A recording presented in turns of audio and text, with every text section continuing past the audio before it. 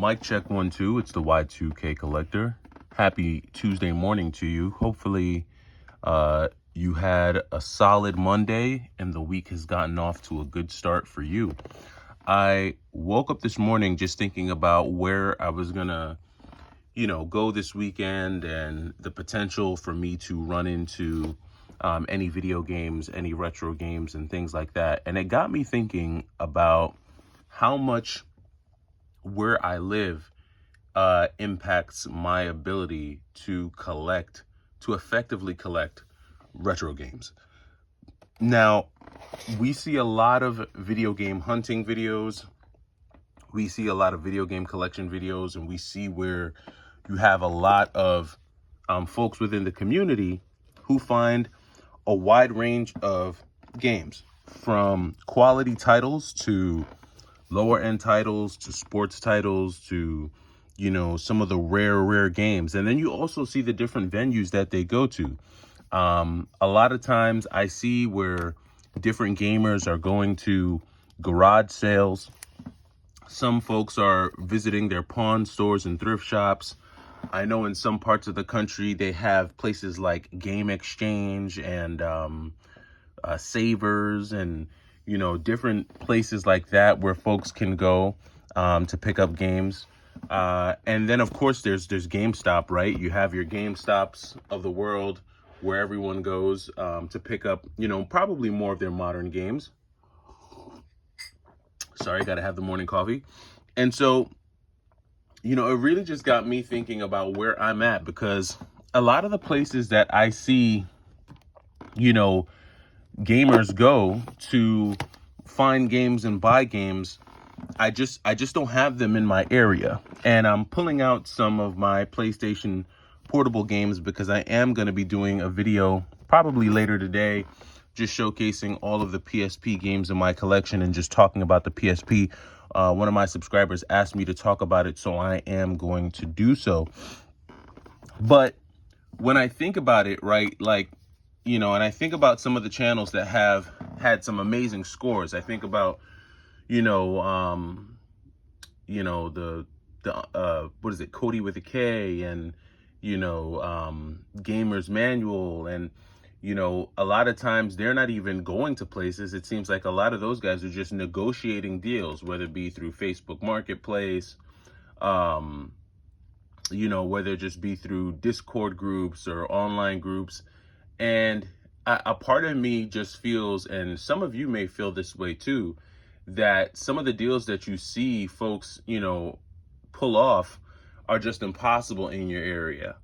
And I know for me, like with where I'm at in my little part of the country, it's really difficult for me to be able to kind of pull off some of the deals that those gentlemen do. Partially because I just, when it comes to the Facebook deals, I've just never been super comfortable meeting folks online or meeting folks, in a parking lot or anything like that, especially when it comes to, high dollar or high value games.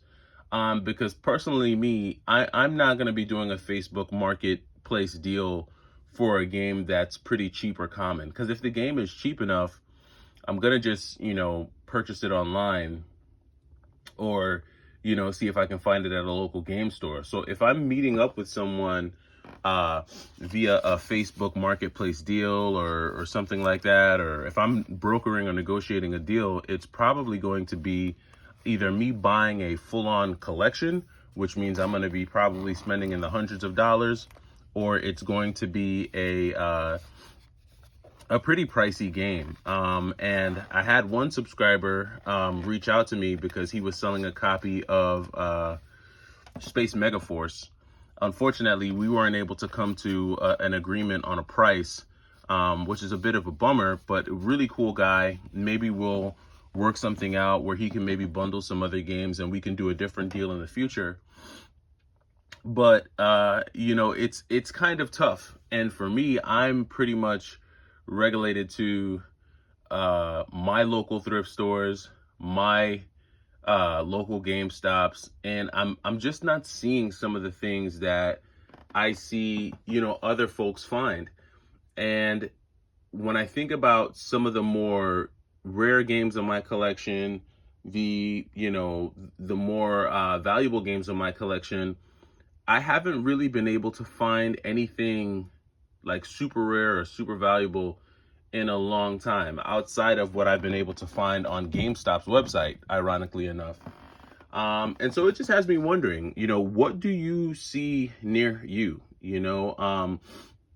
I don't need to know, anyone's address, but I'm interested to know. Let me know down in the comments, what are you seeing in your area? What types of games do you typically see? Do you mostly see 360 games? Do you wind up seeing any PlayStation 2 games or anything like that in your area? Is it all PS3 and Wii games? Because by me, I used to see a wider mix, and there used to be a place where I used to go to get a more varied selection of games. But even my local stores now, they're kind of drying up. And it's odd because we're going into like peak game hunting season now. We're pretty much at the tail end of May. May. We're in the dog days of April, rather. Getting ready to march into May. School's getting ready to be over for a lot of folks in about a month or so.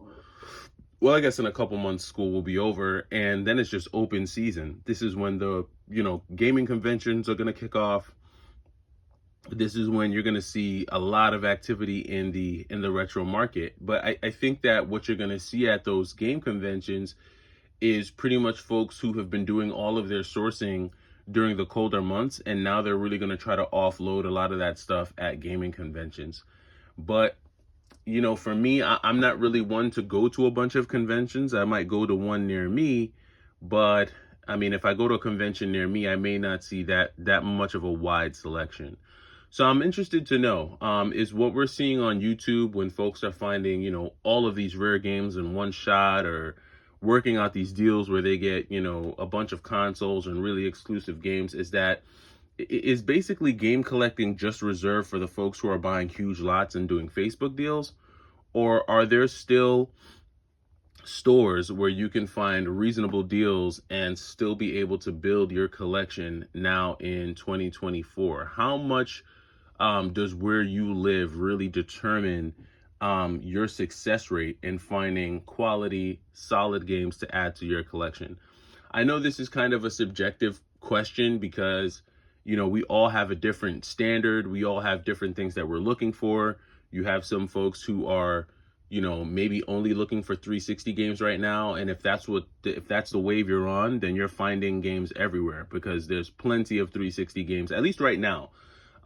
Maybe by the time, the end of the year comes around, when the 360 hype really hits its peak, maybe we'll start to see less and less 360 games, but I know that that's a big deal right now. Everyone's talking about it. A lot of resellers are now incorporating that line of video games into their main business because they see that it's popular, it's trendy, and a lot of collectors want that stuff. So, but as I, go into the spring and summer and I find myself with some time off, I really do want to start to explore and go to different parts of the country and see if there are different states where I could get a better bang for my buck.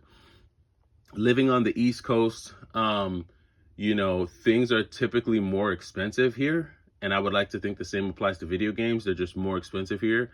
I don't know if they're cheaper in other parts of the country, but let me know down in the comments what you're seeing. And let me know, I'm interested to know, does where you live or does your location impact your ability to collect video games? It's an interesting thought. I'd be happy to hear your thoughts. It's the Y2K Collector coming at you with a morning thought. Hopefully you have a good Tuesday and you have a strong rest of your week, and I'll be back to talk with you this afternoon. Take it easy.